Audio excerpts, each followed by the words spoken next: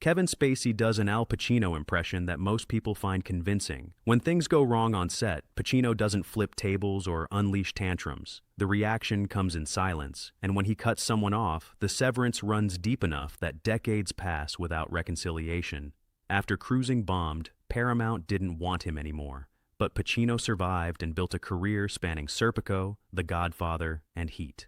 His performances in Dog Day Afternoon and Scent of a Woman are volcanic. When chemistry between Pacino and a director sours, that energy turns ice cold. Unlike actors who issue public apologies, Pacino simply stops acknowledging your existence. Pacino starred opposite Robert De Niro, Jack Nicholson, Marlon Brando, and Christopher Walken, but not everyone who shared the screen with him made it through unscathed. What follows are 6 actors and directors who found themselves frozen out by Pacino, along with why those relationships died and why reconciliation never happened. William Friedkin directed Pacino in Cruising in 1980, which represented Pacino's first major directing partnership after the Godfather trilogy. The film dove into New York's underground club scene and started as creative synergy, but dissolved into contempt by production's end. Friedkin had just come off The French Connection and expected actors to arrive rehearsed and disciplined. Pacino showed up late, arrived with few lines memorized, and improvised in ways that clashed with Friedkin's meticulous shooting style. In interviews years later, Friedkin called him unprepared and disrespectful to the material. At one point, he said Pacino treated the production like a frat house. Pacino's approach has always been visceral and instinct-driven, which meant he resented Friedkin's rigid control. Multiple people on set reported that Friedkin nearly fired Pacino on several occasions, and after filming, Friedkin remarked that working with Pacino was the biggest disappointment of his directing career. Tension stayed thick throughout the shoot, with cast and crew recalling late-night arguments, shouting matches, and long stretches of frustrated silence.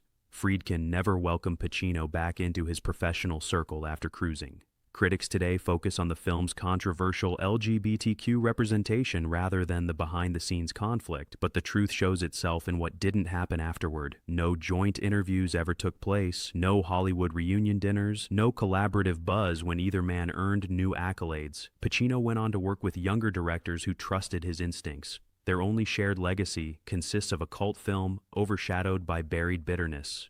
When egos clash and mutual respect fractures, career bonds can end overnight. Friedkin's verdict that Pacino was his biggest disappointment was a permanent assessment that closed the door on any future collaboration. James Foley directed Glengarry Glen Ross in 1992, and critics hailed Pacino's performance as masterful. Behind the camera, though, Foley's relationship with Pacino created constant friction. Foley preferred actors who brought discipline, which meant he quickly found himself overwhelmed by Pacino's unpredictable approach. Pacino would shift his tone mid-take without warning, drop scripted lines for improvisation, and refuse to rehearse scenes the same way twice. Foley described the experience as exhausting, characterizing it as a constant tug-of-war between his need for control and Pacino's desire for creative chaos. One crew member recalled that Foley wanted tension in the performances, while Pacino wanted fire. The end result was undeniably compelling and helped establish the film as a modern classic, but neither man wanted to repeat the experience. Pacino typically develops long-term relationships with directors he respects, but he never collaborated with Foley again, despite the film's critical success. When a journalist asked if he'd direct Pacino a second time, Foley answered with a tight smile and said some performances are best left as singular achievements. The absence of public feuding didn't mean a divide hadn't formed. In an industry where directors frequently reunite with actors who delivered great work, the fact that not even a whisper of future collaboration ever emerged speaks volumes.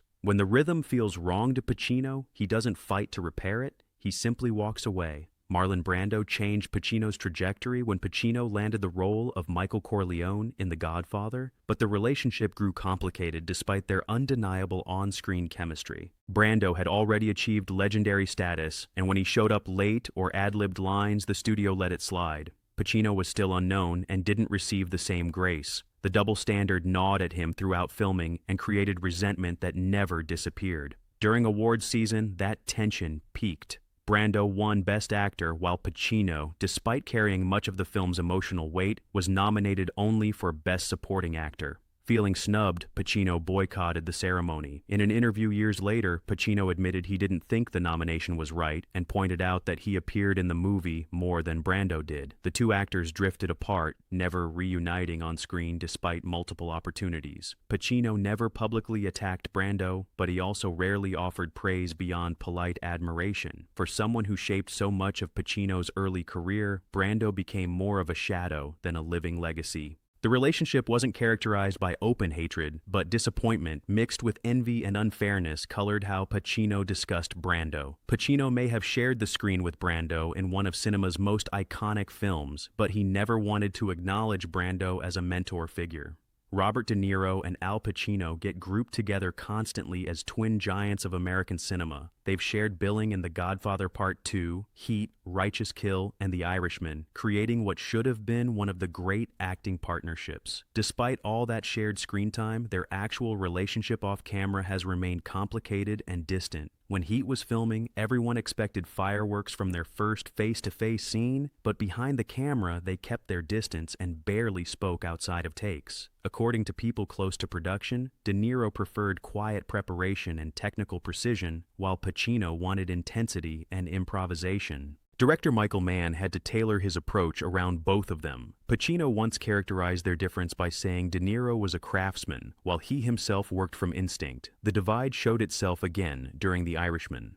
Sources described a professional but noticeably cold energy between them throughout filming, with no laughter between takes, and director Martin Scorsese reportedly acting as a buffer. Their few promotional interviews come off stiff, with Pacino referring to De Niro as a colleague rather than a friend, and De Niro offering generic assessments. When Pacino said in an interview that they're not friends and just show up to do the work, that was the quiet truth behind a legendary pairing that never developed into anything deeper. Michelle Pfeiffer wasn't considered a strong choice for Scarface when casting began. Pacino was already a powerhouse, and according to numerous accounts, he didn't hide his skepticism about whether Pfeiffer could handle Elvira Hancock. Pacino resisted casting her, reportedly telling producers she seemed too soft for the part. During auditions, Pfeiffer later said she could feel his disapproval, admitting she knew Pacino didn't want her there. She delivered a compelling audition, and director Brian De Palma overruled Pacino's doubts, but the friction lingered. Pacino remained distant from Pfeiffer during production, keeping her at arm's length. Even after Scarface became a massive cult classic, Pacino rarely mentioned Pfeiffer or gave her credit. Pfeiffer always maintained her admiration for Pacino as an actor, but never denied their working relationship felt strained.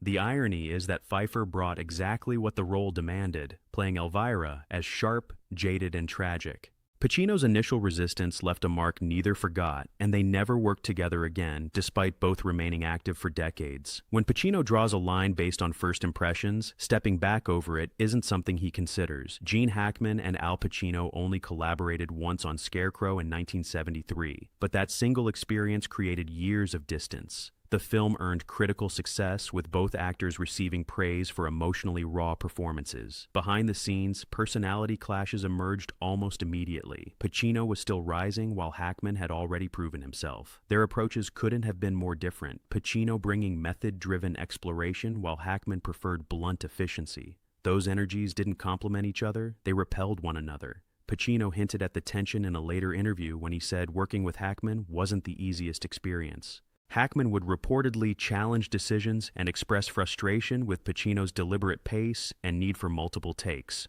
One crew member said Hackman considered Pacino's process wasteful. The tension never escalated into public outbursts, but it lingered as complete professional separation afterward. Following Scarecrow, no more pairings materialized, no public praise emerged, and no fond recollections surfaced despite both men discussing other co-stars warmly. Their paths never crossed again professionally in an industry that constantly recycles successful partnerships. Pacino's legacy gets built not just on intensity, but on instinct, especially regarding which people he works with repeatedly and which ones get permanently shut out. He's never loud about his fallouts, never interested in creating headlines with accusations. He just closes the door quietly and never opens it again. In an industry where feuds often become theatrical performances, Pacino's approach through silence functions as the final cut. You don't hear the argument, you just eventually notice who stopped appearing in his projects.